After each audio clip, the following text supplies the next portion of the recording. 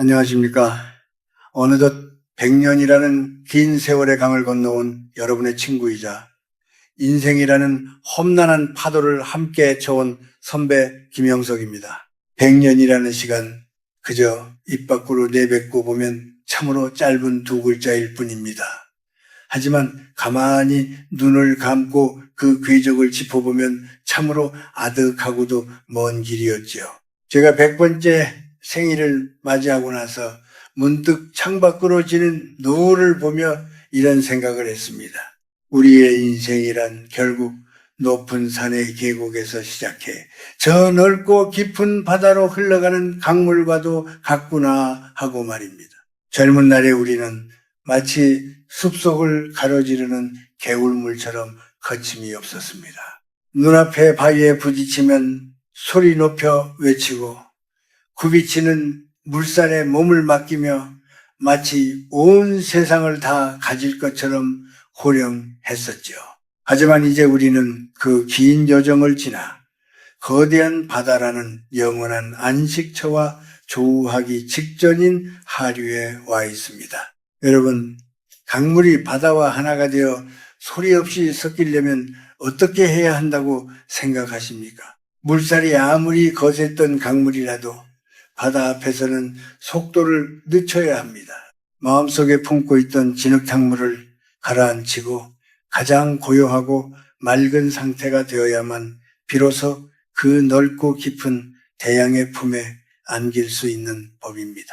그런데 오늘날 우리 주변을 둘러보면 이 평온해야 할 노년의 시기를 안타깝게 보내는 친구들이 너무나 많습니다. 저를 찾아와 눈물을 글썽이며 가슴속 응어리를 하소연하는 이들을 볼 때마다 제 마음도 함께 무거워집니다. 교수님, 저는 평생 자식들을 위해 제 뼈를 깎아가며 헌신했습니다. 먹고 싶은 것 참아가며 입고 싶은 옷 한 번 못 입어보며 오로지 자식들 잘되기만을 바라며 키웠습니다. 그런데 이제 늙고 병드니 자식들이 저를 멀리하는 것 같아 서럽습니다. 명절에 얼굴을 비추는 것조차 마치 밀린 숙제를 하듯 의무감에 억지로 오는 것 같고 내 앞에서는 도무지 환한 웃음을 보여주지 않습니다. 내 인생이 왜 이렇게 서글퍼졌을까요? 이런 말을 들을 때면 제 가슴도 미어집니다. 그것은 결코 여러분의 사랑이 부족해서가 아닙니다. 여러분이 인생을 잘못 살아온 것도 아닙니다. 하지만 100년을 살며 사람의 운명과 흐름을 지켜보니 깨달은 무서운 진실이 하나 있습니다. 때로는 우리가 무심코 던지는 말 한마디가 보이지 않는 날카로운 칼날이 되어 자식들의 발길을 끊어내고 집안의 복을 밖으로 밀어내고 있다는 사실입니다.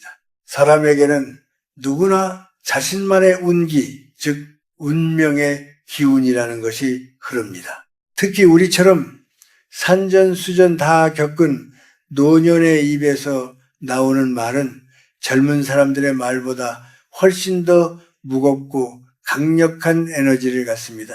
이를 옛 어른들은 언령이라고도 불렀죠. 우리가 내뱉는 한숨 섞인 말, 무심코 던진 서운함의 표현들이 집안의 공기를 무겁게 짓누르고 결국 자손들이 받아야 할 복과 생기마저 막아버리는 거대한 벽이 되고 마는 것입니다. 자식들이 여러분을 싫어해서 피하는 것이 아닙니다. 그들은 단지 그 무거운 에너지의 무게를 견디기 힘들어 본능적으로 숨 쉴 곳을 찾아 피하는 것일지도 모릅니다. 저는 지난 한 세기 동안 대한민국이 겪은 수많은 흥망성쇠를 지켜보며 한 가지 확신을 갖게 되었습니다. 나이 들어서도 주변의 존경을 받고 자식들이 먼저 찾아와 곁에 머물고 싶어하는 노인에게는 아주 특별한 공통점이 있다는 사실을 말입니다. 그들은 무언가를 더 채우기보다는 비워낼 줄 알았고 말을 더하기보다는 지혜롭게 삼킬 줄 아는 여유가 있었습니다. 만약 여러분이 남은 생을 존경받는 어른으로 그리고 자녀들에게 짐이 아닌 영혼의 안식처로 기억되고 싶다면 오늘 제가 드리는 말씀을 마음 깊이 새기셔야 합니다.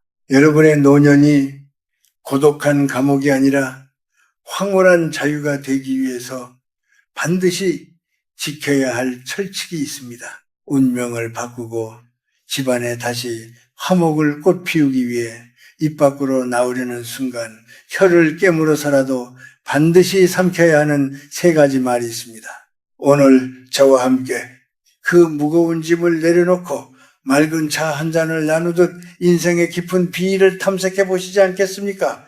첫 번째로 여러분이 자식들의 진심 어린 존경과 집안의 번영을 진정으로 원한다면 입 밖으로 꺼내는 순간 재앙이 되는 말이 있습니다. 그것은 바로 나는 몸이 너무 아프다. 사는 게 너무 힘들다. 내 팔자는 왜 이 모양이냐? 라는 식의 끝없는 신세 한탄과 병에 대한 하소연입니다. 제 100년의 기억 서랍 속에는 지금도 잊히지 않는 친구가 한 명 있습니다. 그 친구는 젊은 시절 참으로 성실했습니다. 꽤 많은 재산을 모았고 자식들도 남들이 부러워할 만큼 번듯하게 키워내지요. 겉으로 보기에는 남부러울 것 없는 노년의 정석 같았습니다. 하지만 그의 말년은 참으로 쓸쓸하고 황량했습니다. 그 친구에게는 아주 좋지 못한 말버릇이 하나 있었는데 자식들이 오랜만에 집에 오면 반가운 얼굴로 맞이하는 대신 미간을 찌푸리며 이런 말로 대화를 시작하곤 했습니다. 아이고 삭신이야. 어젯밤에도 다리가 쑤셔서 한숨도 못 잤다. 내가 너희들 키우느라 이 골병이 들었는데 이제 늙으니 아무 소용없구나. 사는 게 지옥이다 지옥이야.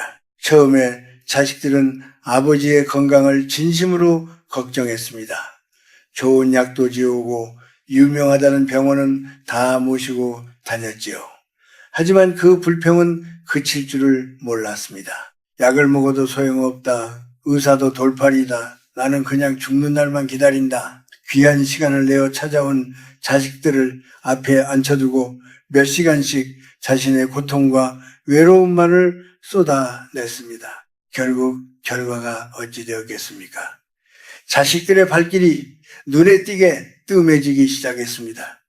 나중에는 명절에도 이런저런 핑계를 대고 오지 않더군요. 대신 통장으로 돈만 붙여왔습니다. 그 친구는 죽는 날까지 돈만 보내면 다냐며 천하의 불효자식들이라고 원망 섞인 눈물을 흘리며 눈을 감았습니다. 여러분, 자식들이 왜 그 아버지를 피했을까요? 정말 효심이 부족해서였을까요? 아닙니다. 그것은 바로 에너지의 문제입니다. 정확히 말하면 생존 본능 때문입니다. 냉정하게 들릴지 모르지만 이 원리를 반드시 가슴으로 이해하셔야 합니다. 지금 우리가 사는 이 세상은 과거와는 비교할 수 없을 만큼 치열한 전쟁터입니다. 여러분의 자식들은 그 거친 경쟁 사회에서 살아남기 위해 매일 자신의 기운을 다 소진하고 돌아옵니다. 그들은 이미 지쳐 있습니다. 그들이 부모의 집, 고향 집을 찾는 이유는 단 하나입니다. 부모라는 따뜻한 품에서 지친 영혼을 달래고 에너지를 충전하고 싶어서입니다. 그런데 부모님 집 문을 열자마자 쏟아지는 말이 아프다, 힘들다, 괴롭다, 죽고 싶다라면 어떠하겠습니까? 집안의 공기가 순식간에 차갑고 무겁게 가라앉습니다. 이것은 단순한 투정이 아닙니다. 영적인 관점에서 보면 끊임없는 탄식과 한숨은 집안에 강력한 음기를 뿜어내는 행위입니다. 말은 곧 풍수입니다. 여러분의 입이 집안의 운명을 결정하는 풍수지리의 핵심이라는 사실을 잊지 마십시오. 입에서 나오는 소리가 밝고 맑으면 그 집은 저절로 명당이 되지만 입만 열면 곡소리가 나고 한숨이 나오면 그 집은 흉가가 됩니다. 자식들이 그 음기 가득한 집에 들어오면 본능적으로 숨이 막히고 가슴이 답답해짐을 느낍니다. 마치 보이지 않는 독가스가 찬방에 들어온 것과 같은 압박감을 느낍니다. 부모님을 사랑하지만 그 곁에 있으면 자신의 남은 생명력마저 빨려나가는 것 같은 공포를 느끼는 것입니다. 그러니 살기 위해 도망치는 것입니다. 더 무서운 것은 이 우주의 법칙입니다. 우주는 우리가 내뱉는 말을 하나의 주문으로 인식합니다. 여러분이 아이고 내 팔자야 나는 늘 아파라고 반복하면 우주는 이 사람은 아픈 것을 원하는구나, 이 사람은 가난한 것을 좋아하는구나라고 착각하고 더 큰 아픔과 시련을 배달해 줍니다. 이것이 바로 언령의 힘입니다. 몸이 아픈 것은 노년의 자연스러운 현상입니다. 100년을 쓴 기계가 고장나는 것은 당연한 이치이지요. 하지만 육체의 통증을 입 밖으로 꺼내어 자꾸 되뇌는 순간 그 고통은 내 영혼을 갉아먹는 괴물이 됩니다. 아프다고 말할수록 우리 뇌는 통증에 더 집중하게 되고 실제로 몸은 더 아파집니다. 또한 그 부정적인 파동은 집안 구석구석에 스며들어 들어오려던 복과 재물은 마저 가로막습니다. 복이라는 것은 밝고 환한 기운을 따라 흐르는 법인데 주인장이 어두운 얼굴로 신세 한탄만 하고 있으니 복이 들어오려다가도 놀라서 달아나는 격입니다. 그러니 오늘부터 제발 그 입을 단속하십시오. 혀를 깨무는 한이 있어도 아프다, 힘들다, 돈 없다는 말은 가슴으로 삼키셔야 합니다. 이것은 단순히 자식들을 위한 배려가 아닙니다. 여러분 자신의 말년을 지키기 위한 영혼의 방어술입니다. 자식들이 전화를 하거나 집에 오거든 몸이 조금 쑤시더라도 억지로라도 허리를 펴고 환하게 웃으십시오. 그리고 딱 한마디만 하십시오. 나는 아주 잘 지낸다. 내 걱정은 말고 네 몸이나 잘 챙겨라. 너희 얼굴을 보니 내 병이 다 씻은 듯 낫는 것 같구나. 거짓말이라도 좋습니다. 신기하게도 나는 건강하다. 나는 편안하다. 라고 말하는 순간 우리 몸속의 세포가 그 말에 반응하여 생기를 만들어냅니다. 부모가 묵묵히 자신의 고통을 감내하며 오히려 자식을 향해 평온한 미소를 보일 때 자식들은 그 모습에서 거룩함을 느낍니다. 아, 우리 부모님은 늙어서도 저렇게 의연하시구나 하는 경외심이 생깁니다. 그 편안하고 든든한 에너지에 이끌려 자식들은 바쁜 와중에도 자꾸만 부모 곁을 찾게 될 것입니다. 여러분의 집을 병원 대기실처럼 만들지 마십시오. 대신 지친 자식들이 돌아와 쉴 수 있는 고요하고 맑은 사원처럼 만드십시오. 불평을 멈추고 침묵 속에 미소 짓는 것. 그것이 100년을 살아온 제가 드리는 가장 강력한 개운의 비법입니다. 두 번째로, 여러분이 남은 생을 존경받는 어른으로 살아가기 위해 목에 칼이 들어와도 절대 입 밖에 내지 말아야 할 금기어가 있습니다. 그것은 바로 자식에게 공치사를 하며 감정의 빚을 갚으라고 요구하는 말입니다. 내가 너를 어떻게 키웠는데 내 청춘 다 바쳐서 너 하나 잘 되라고 희생했는데 네가 나한테 어떻게 이럴 수 있느냐. 내가 아니었으면 네가 지금 그 자리에 있을 수나 있었겠느냐. 어쩌면 이 말들은 우리 세대 부모님들의 가슴 속에 맺힌 가장 깊은 한일지도 모릅니다. 보릿고개를 넘으며 입고 싶은 옷 한 번 못 입고 먹고 싶은 것 참아가며 자식 입에 밥 들어가는 것만 보고 살아오셨지요. 그러니 늙고 힘없어진 지금 자식이 조금만 소홀해도 그 서운함이 폭발하여 이런 말들이 튀어나오는 심정, 저도 100년을 살았으니 왜 모르겠습니까? 하지만 여러분, 냉정하게 들리겠지만 제 말을 뼛속 깊이 새겨 들으셔야 합니다. 여러분이 입을 열어 내가 너를 위해 희생했다라고 말하는 그 순간 여러분이 평생 쌓아 올린 그 거룩한 부모의 공덕은 한순간에 산산조각이 나고 맙니다. 그것은 스스로 자신의 복을 걷어차는 가장 어리석은 짓입니다. 우주의 이치, 즉 도의 관점에서 부모와 자식의 관계를 들여다봅시다. 사랑은 본래 내리사랑입니다. 물이 위에서 아래로 흐르는 것이 자연의 순리이듯 부모가 자식에게 주는 사랑은 중력을 거스르지 않고 흘러내려가는 것입니다. 이것은 거래가 아닙니다. 투자가 아닙니다. 그저 생명의 흐름 그 자체입니다. 그런데 여러분이 자식에게 보상을 바라고 희생을 생색 내는 순간 그 순수한 사랑의 흐름은 역류를 일으킵니다. 영적인 세계에서 보면 대가 없는 사랑은 찬란한 빛을 내뿜는 양기이지만 대가를 바라는 마음이 섞이는 순간 그것은 무겁고 끈적끈적한 탁기로 변질됩니다. 제가 아는 한 지인이 있었습니다. 그분은 평생 자식 교육에 올인했고 아들을 의사로 만들었습니다. 친구들 모임에 가면 늘 아들 자랑뿐이었지요. 그런데 정작 그 아들은 명절에 집에 오면 바늘방석에 앉은 사람처럼 안절부절 못했습니다. 왜냐하면 어머니가 술 한 잔만 들어가면 내가 너 의사 만들려고 시장 바닥에서 어떻게 장사했는지 아느냐. 너는 내 인생의 보상이다 라는 말을 주문처럼 반복했기 때문입니다. 결국 그 아들은 어떻게 되었을까요? 어머니에게 매달 큰 돈을 생활비로 보냅니다.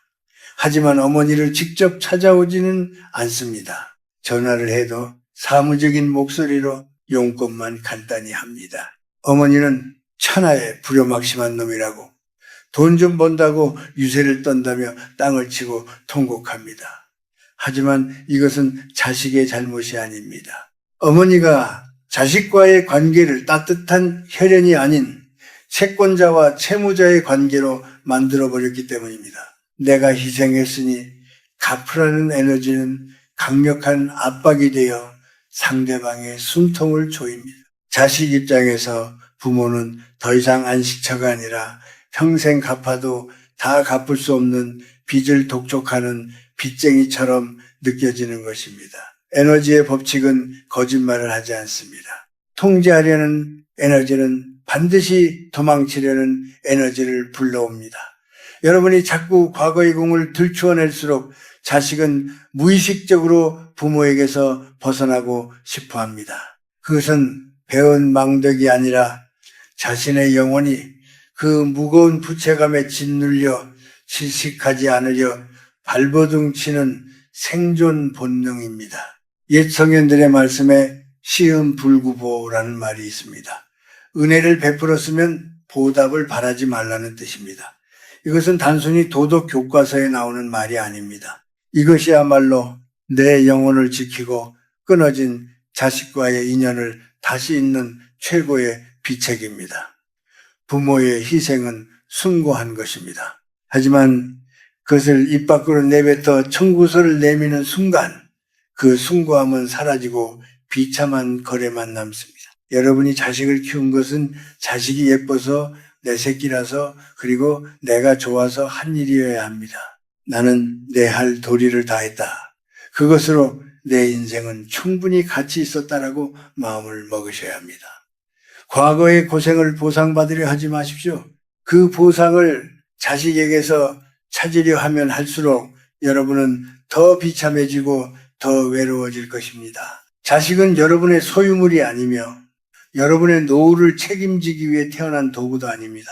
그들은 그들만의 인생을 살아가야 할 독립된 우주입니다. 오늘부터는 마음을 비워내는 연습을 하셔야 합니다. 자식을 위해 했던 모든 수고를 저 흐르는 강물에 기쁜 마음으로 띄워보내십시오. 잊어버리십시오. 내가 너한테 해준 게 얼마인데 라는 생각이 고개를 들 때마다 아니다. 내가 낳아서 기르는 기쁨을 누렸으니 이미 나는 받을 것을 다 받았다라고 스스로에게 다독이십시오. 여러분이 대가를 바라지 않는 텅 빈 마음, 그 깨끗하고 맑은 기운으로 자식을 대할 때 비로소 막혀있던 기의 흐름이 뚫립니다. 부담감을 내려놓은 자식들은 그제야 부모의 깊은 사랑을 가슴으로 깨닫게 됩니다. 어머니, 아버지 감사합니다. 정말 고생 많으셨습니다라는 진심 어린 존경의 말은 여러분이 입을 닫고 자신의 공로를 잊었을 때 비로소 들을 수 있는 성배와 같습니다. 기억하십시오. 진정한 어른은 자신의 그림자를 뽐내지 않습니다. 그저 나무처럼 묵묵히 서서 그늘을 내어줄 뿐입니다. 침묵 속에 베푸는 사랑만이 자식의 영혼을 울리고 그들을 다시 여러분의 따뜻한 품으로 돌아오게 만들 것입니다. 이것이 바로 부모된 자가 지켜야 할 마지막 자존심이자 가정의 평화를 지키는 황금률입니다. 마지막 세 번째로 여러분이 남은 생을 존경받는 어른으로 그리고 집안의 큰 기둥으로 남기 위해 절대 입에 담지 말아야 할 말이 있습니다. 그것은 바로 과거의 잣대로 현재를 난도질하는 비교와 비난의 말들입니다. 나 때는 말이야 쌀이 없어서 나무 껍질을 벗겨 먹고도 살았다. 요즘 것들은 배가 불러서 끈기가 없어. 옆집 김영감 손자는 이번에 대기업에 들어갔다더라. 너는 도대체 언제까지 그러고 살래? 이런 말들 동년배 친구들과 모여 술 한 잔 기울이며 옛날 이야기 하시는 건 괜찮습니다. 하지만 사랑하는 자식과 손주들 앞에서는 절대로 무슨 일이 있어도 꺼내지 마십시오. 이것은 여러분의 의도와는 정반대로 가정의 화목을 깨뜨리고 집안의 운기를 쇠락하게 만드는 가장 확실한 지름길입니다. 제 100년의 인생을 걸고 말씀드립니다. 시대라는 것은 그 자체로 하나의 거대한 생명체이자 거스를 수 없는 운명입니다. 제가 살았던 100년 전의 시대정신과 지금 우리가 발딛고 있는 현대의 시대정신은 완전히 다른 에너지를 가지고 흐릅니다. 과거의 낡은 지도를 가지고 새로운 도시에서 길을 찾으라고 강요하는 것은 어불성설입니다. 많은 노인이 착각을 합니다. 우리는 전쟁도 겪고 보릿고개도 이겨냈는데 너희의 고민은 배부른 소리이고 사치라고 말이죠. 아닙니다. 그것은 틀린 생각입니다. 우리 시대의 고통이 육체의 배고픔과 생존의 위협이었다면 지금 우리 자손들이 겪는 고통은 영혼의 불안과 존재의 상실감입니다. 끝이 보이지 않는 무한 경쟁, 끊임없는 비교, 미래에 대한 막연한 공포, 이 정신적인 허기는 밥을 굶는 것만큼이나 아니 어쩌면 그보다 더 잔혹하게 젊은이들의 진을 빼놓습니다. 그런데 인생의 선배라는 우리가 그들의 지친 어깨를 토닥여 주지는 못할 망정 나 때는 더 힘들었다라는 말로 그들의 고통을 무시하고 조롱해서야 되겠습니까? 이것은 단순한 잔소리가 아닙니다. 영적인 관점에서 보면 이것은 자손들의 자존감이라는 뿌리에 독극물을 붓는 행위와 같습니다. 가장 위험한 것은 비교입니다. 남의 집 자식은 이런데 너는 왜 이러냐는 말은 듣는 사람의 가슴에 씻을 수 없는 상처를 남기는 예리한 칼날입니다. 이 말 속에는 나는 지금의 네가 마음에 들지 않는다. 너는 부족한 인간이다라는 무시무시한 부정적 암시가 담겨 있습니다. 집안의 화목한 기운은 재물운과 건강운을 불러오는 가장 근본적인 토양입니다. 옛말에 가화만사성이라 했습니다. 집안이 화목해야 비로소 모든 일이 이루어진다는 뜻이지요. 그런데 가장 어른인 여러분이 식사 자리에서 혹은 명절에 모인 자리에서 비교와 비난의 말을 쏟아내면 어떻게 되겠습니까? 그 순간 밥상머리는 따뜻한 소통의 장이 아니라 차가운 심판대가 되어버립니다. 음식은 즐거운 마음으로 먹어야 피가 되고 살이 되는 법입니다. 비난과 눈치 속에서 먹는 밥은 독이 되어 사람을 체하게 만듭니다. 마음이 체하고 기분이 체하고 결국 사람 사이에 인연마저 체해버립니다. 제가 목격한 수많은 가정들이 바로 이 문제 때문에 산산조각이 났습니다. 겉으로는 멀쩡해 보이지만 속은 주차 터진 집들을 보십시오. 제가 아는 한 명문가 집안의 어르신은 평생 엄격함이 미덕이라 믿고 살았습니다. 자식들이 집에 오면 칭찬 한마디 없이 이것밖에 못하느냐, 내 이름에 먹칠하지 말라며 호통을 쳤습니다. 그분은 그것이 자식을 강하게 키우는 교육이라 믿었지요. 하지만 결과는 참혹했습니다. 자식들은 아버지 앞에서는 고개를 숙였지만 뒤돌아서는 서로를 헐뜯고 아버지를 증오했습니다.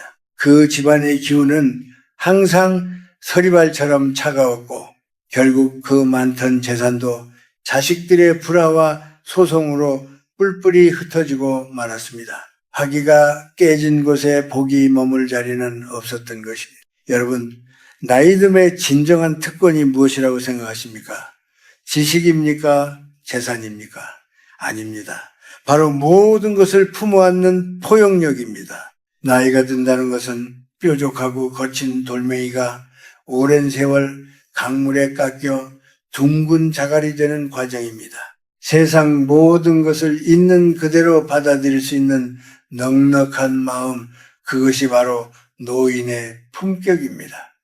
우리는 숲속의 거대한 고목이 되어야 합니다. 숲속의 큰 나무는 어린 묘목이 비스듬히 자란다고 해서 잎이 조금 시들었다고 해서 나무라지 않습니다. 그저 묵묵히 그 자리에 서서 비바람을 막아주고 자신의 그늘을 내어주며 쉴 곳이 되어줍니다. 지금의 세상을 그리고 지금의 젊은이들을 여러분의 낡은 잣대로 재단하려 하지 마십시오. 그들은 그들만의 거친 바다에서 치열하게 노를 젓고 있습니다. 마음에 안 드는 점이 있더라도, 눈에 차지 않는 점이 있더라도 입을 꾹 다물어 주십시오. 요즘 애들은 버릇이 없어라는 말이 목구멍까지 차오를 때 그것을 꿀꺽 삼키고 대신 이렇게 말해 보십시오. 세상이 이렇게 빠르게 변하는데 그 속에서 적응하며 사느라 얼마나 고생이 많으냐. 나는 너희가 참 대견하다. 신기하게도 여러분이 평가를 멈추고 인정해 주는 순간 집안의 공기가 바뀝니다.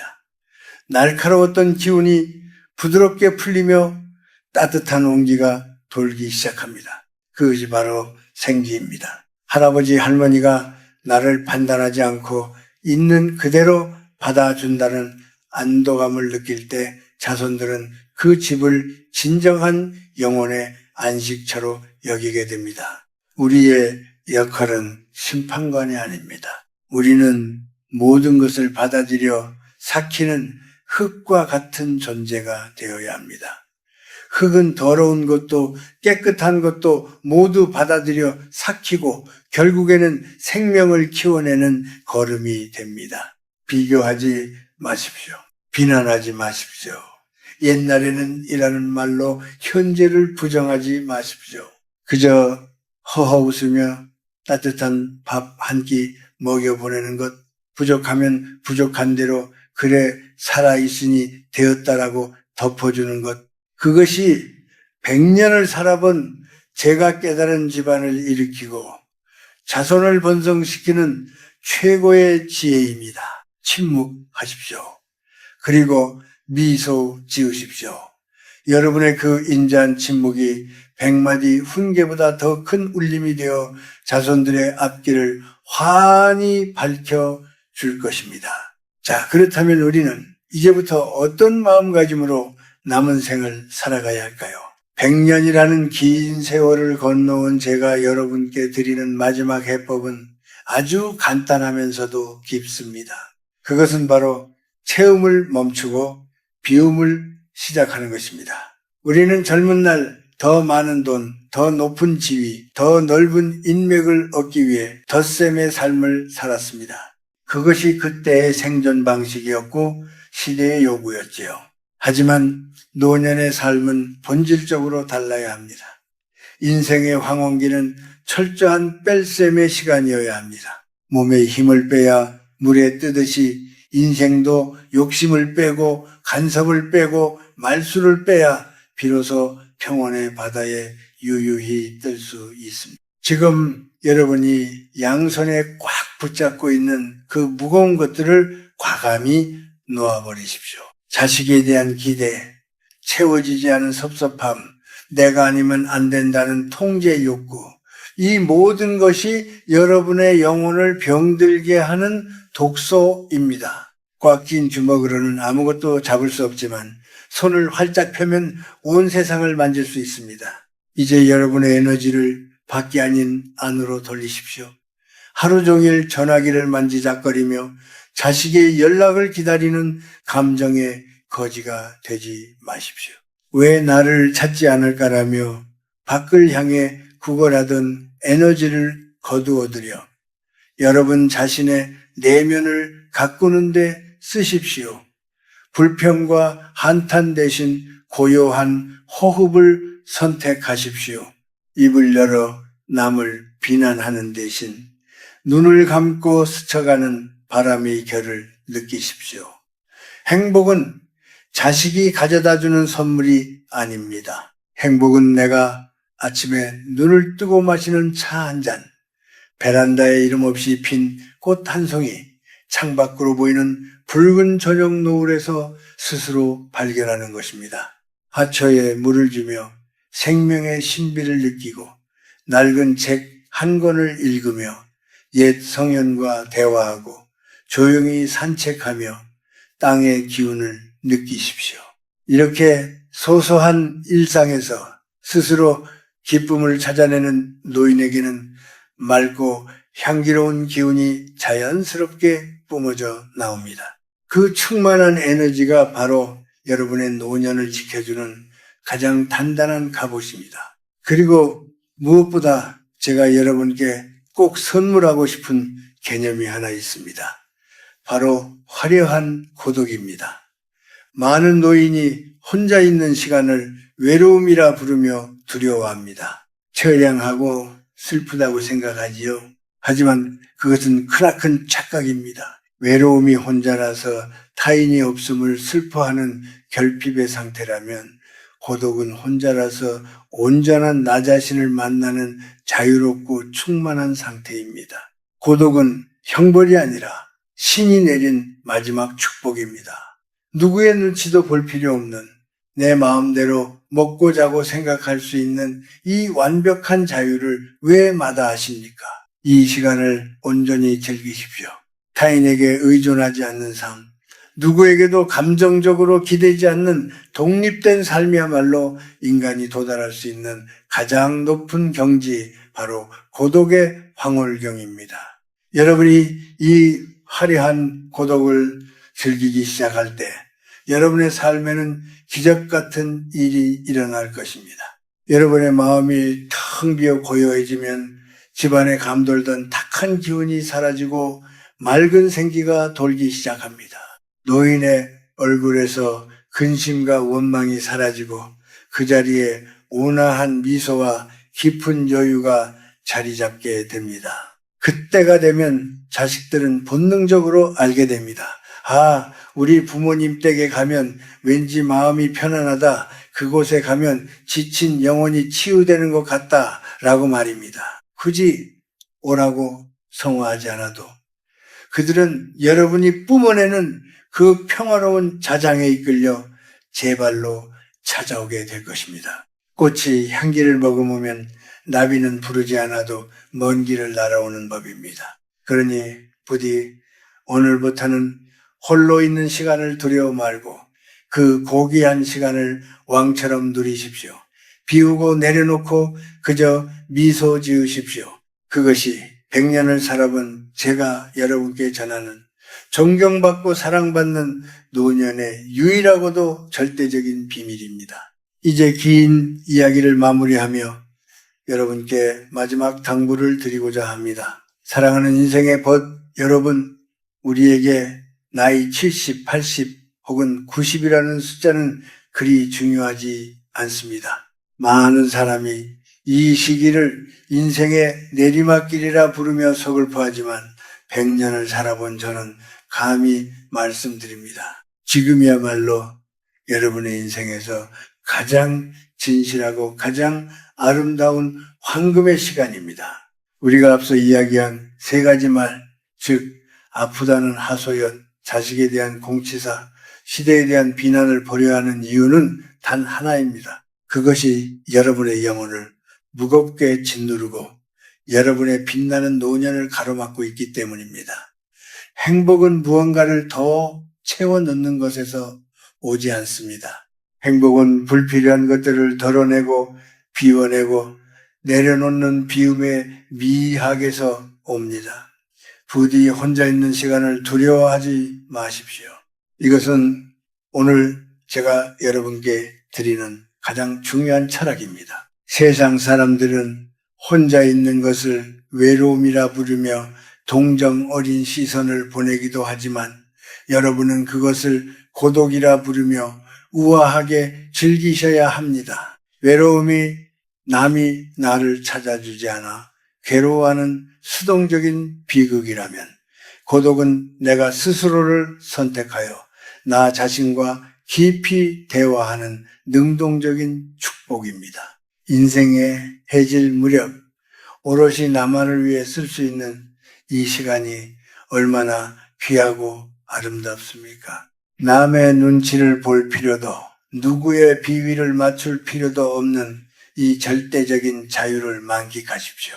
이것은 신이 노년에게 준 최고의 선물, 바로 고독의 황홀함입니다. 여러분이 외로움에 떨지 않고 고독을 우아하게 즐길 때 여러분의 영혼은 더욱 단단해지고 그 깊은 기품은 자식들에게도 자연스러운 존경심을 불러일으킬 것입니다. 그리고 마지막으로 꼭 부탁드리고 싶은 것이 있습니다. 제발 자기 자신을 이 세상에서 가장 귀한 손님처럼 대접하십시오. 혼자 밥을 먹더라도 절대 물에 말아서 김치 하나 놓고 대충 때우지 마십시오. 찬장에서 가장 예쁜 그릇을 꺼내어 정갈하게 담아 드십시오. 아무도 보지 않는다고 해서 무릎 나온 옷을 입고 있지 마십시오. 집안에서도 단정하고 깨끗한 옷을 입고 거울 속에 나를 보고 환하게 미소 지어 주십시오. 내가 나를 소홀히 대하면 세상도 나를 소홀히 대하고 우주의 운기도 나를 비켜갑니다. 반대로 내가 나를 귀빈처럼 극진히 모시면 내 몸에서 귀티가 흐르고 그 귀한 에너지가 집안의 애군을 막고 복을 불러드립니다. 스스로를 존중하는 노인의 뒷모습만큼 아름답고 위험 있는 것은 없습니다.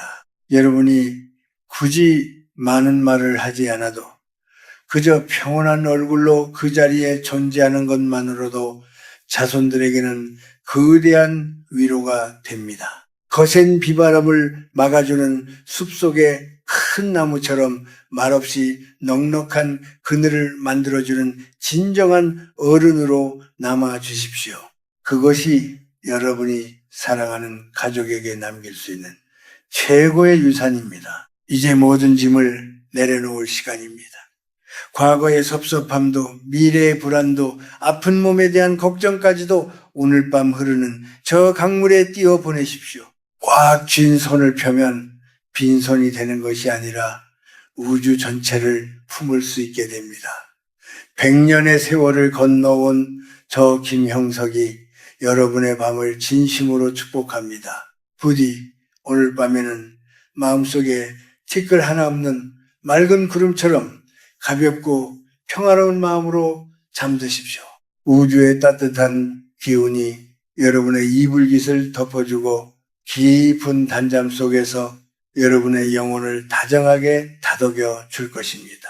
여러분은 결코 혼자가 아닙니다. 여러분의 삶은 그 자체로 충분히 위대했습니다. 그리고 앞으로의 시간도 찬란하게 빛날 것입니다. 평안하십시오. 그리고 행복하십시오. 감사합니다.